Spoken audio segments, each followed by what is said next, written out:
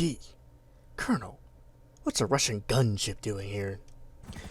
The gunship your dad thought he'd be running from in World War III? Like a Russian politician that refuses to give up no matter how old it gets, or how many people campaign for its decommissioning. And it's at its best setting enemies on fire. Okay. Not sure that's a joke about Russian politics or... well, probably is, honestly. But since it's clearly based on a Russian helicopter, I'll take it as it is. Ah yes, the Savage. Probably one of the coolest helicopters that can still compete with the big boys in GTA Online. It may turn like a whale, but it surely can hold its own. Unfortunately, the game doesn't really hint at who manufactured the helicopter. However, if I had to take a guess, I'd say it was probably Rune, the manufacturer of the lovely Cheburek. Now, you'll probably recognize right away that this helicopter looks a lot like an Mi-24 gunship, and you'd be right. However, there are several variants it based its looks off of. The main body of the aircraft is based on the standard Mi-24D/P/V and so on. The cockpit, however, is based on the prototype of the Mi-24 known as the A variant, which features a more greenhouse-style canopy. I'll be honest, I hate this canopy. It looks ugly. It might have seemed practical back in the day, but come on, those bubble canopies? Way cooler. Now, y'all probably know the Mi-24 by its NATO designation, the Hind. I'm gonna say right now, what is up with NATO in their naming scheme? Like, you got the Mi-8 Hip, the Su-25 Frogfoot. I mean, some of them are kind of cool, and then some of them are kind of just pretty lame. Like, I feel like they just did it just to make fun of the Soviets, I don't know. Unlike the Hind, which can seat 8 passengers in its crew compartment, the Savage can only seat 2, but they can fire any two-handed weapons except for rocket launchers, I believe. The pilot sits in the front seat rather than the rear, and while yes, the rear pilot can fire missiles, they appear to fire much slower for some reason. I was unfortunately not able to test this because, I don't know, I just couldn't for some reason. Typical armaments for the Hind include some kind of HGMs or bombs on the end of the stub wings, as well as S5 or S8 unguided rocket pods, which can prove to be quite devastating. Instead, we have 2 giant missile pods in each wing that can fire guided and unguided rockets, albeit it's much slower to its counterpart. Up front, we have a static 6-barreled Gatling gun that can fire some sort of high explosive ammunition, possibly 20 or 30 millimeter rounds. This is very reminiscent of the Mi-24V, which features a 12.7 millimeter Yak-B 4-barreled Gatling gun, which could rotate and move up and down, unlike the Savage. I, for one, personally like the side-mounted 30mm autocannon. I mean, look at this thing. Recoil so bad, it kicks back the aircraft. Incredible. It would have made more sense too, since we can't move the Gatling gun anyway. Unfortunately, unlike the Mammotus, there's no, like, hatch or hood or anything, so I can't really see the engines, but basing it off its real-life counterpart, if I had to take a guess, it's probably some sort of twin turboshaft engines.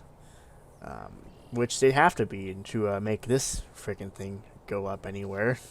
I find it a tad bit disappointing that we were not able to add any kind of exhaust filters to the sides of the aircraft, like on the real-life Hind. Exhaust filters were added in the later half of the Afghan conflict to help redirect the heat signature of the exhaust to deter any lock-ons from Stinger missiles. Of course, they also use a lot of flares too, so that kind of helped a lot. I mean, we did have the ability later on to use flares to redirect missiles, so I suppose it's not that bad. But it would have been a cool little touch, I suppose. But enough about, like, the aircraft. How does she fly? Well, I'll be honest, it feels very slow to fly. And it also feels like I'm flying a fridge.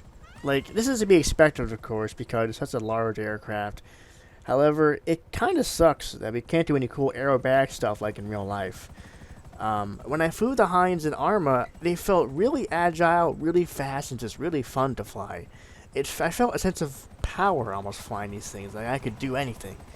But then again, Arma's a milsim, and GTA 5 is a discount Saints Row at this point. So, I will say, for an aircraft released before the PS4 and Xbox One crossover, in the right pilot's hands, this thing can still throw down with any of the big boys. Granted, Rockstar did nerf it a bit about how many rockets it can take before it blows up, but it's still a very effective craft. I remember using this thing a lot during the old CEO missions to like destroy the VIPs to find the right one to like end the mission. And one guy would be in like an armored car, so I just freaking barraged him with rockets. It's like pew pew pew pew. Dude, it was awesome. It was sick. Well, that's my take on it. Probably less of a review and more an excuse for me to geek out over the Hind. I take any opportunity that I can to fly one in a video game, and GTA 5 was no exception. While I do feel it's a bit of a bastardization of the aircraft, it still feels like a Hind at its core. The 1989 Savage gunship. The Cold War may be over, but not this old bastard. Okay, this is my third time recording this. This is off the script though. I'm out of script at this point, but I actually used almost all my footage for once, so that's good. I was going to have a whole bit at the end where I was going to play the song Nautilus Pompilius's Goodbye America to kind of like end the scene and like just showed me flying over the city and leaving Los Santos. But I decided not to do that because it probably would get me copyright claimed. I don't want that. Luckily, the first song, Swallowing Dust, is some obscure as fuck Afghan war song that nobody has claimed yet, so I won't get content ID'd for it. I thought it would fit the opening because the Mi-24 was prominently featured in the Afghan War, and you know it made sense, I guess. I just wanted to make a cool little music video thingy. I don't know. I was just like, I'm gonna get more creative this time, I actually wanted to feature the clip from Metal Gear Solid where the guy's like, "A Hind D, Colonel, what's a Russian gunship doing here?" But I decided to just do it my own way. So I won't disclose what's going to be for the next episode though, because then I'll feel pressure to do it. That's the thing. So I'm thinking I'm not going to disclose what I'll do next week, because if I do, I feel pressure to do it. So instead, I'll leave it a mystery. However, I will say this. We are only 9 episodes away from episode 50. And I've been saving one card for episode 50 for a long, long time. And I bet y'all know what it's going to be. But I won't say what it is, and I won't give any hints. Another thing I want to do is I have gotten a mod menu working again in GTA 4. And I thought, well, why don't I do some GTA 4 car reviews? Because there are some cars that are in GTA 4 but not in 5. And maybe show the differences between some of the GTA 4 cars versus the ones that are back in GTA 5. For example, the Ingots or the Ballista Compactors or whatever, something like that. Because it's very interesting. But maybe I'll do that after episode 50. Maybe have a little side series where I kind of go in depth on the GTA 4 cars and didn't make the return to GTA 5, and then go back to Los Santos and business as usual, So, anyway, that's pretty much it for this video. I hope you enjoyed it. If you didn't enjoy it, then please, I always appreciate criticism. I take it very seriously. And if you think of a way I can improve my videos, by all means, let me know. And without further ado, that's it for this video, and I'll see you guys next time. Have a great weekend, and stay safe out there. Goodbye.